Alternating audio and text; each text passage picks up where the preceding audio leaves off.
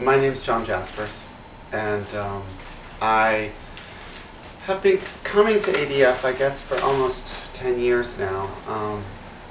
One of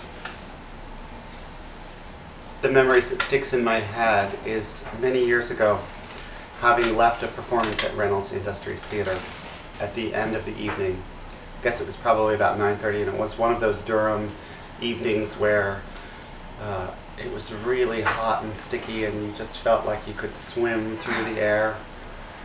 And I went out into the parking lot, and there was only one other car in the parking lot other than mine that was left, and all of the doors were open.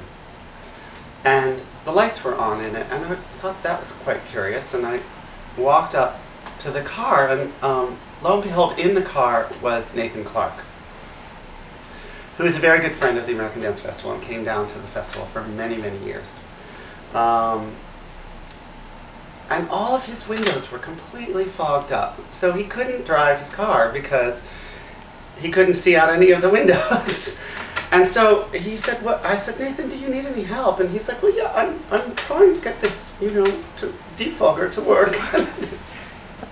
So we tried wiping the windows down, and immediately they would fog up again. And then I thought, oh, well, okay, so it's condensation, so we should, maybe the problem is that he put on too much of the air conditioner, and now all the windows are all cold, so we try and when we turned the defogger on, that didn't work, and we tried. Then I thought, well, maybe we should just get out of the car and turn the heat on and try and heat up the windows. So, eventually it did pass, but it took about 10 minutes, and there was something really sweet about it, I guess, that I remember, and made me think about making dances. Because obviously both of us understood about condensation and the rules of cold water condensing.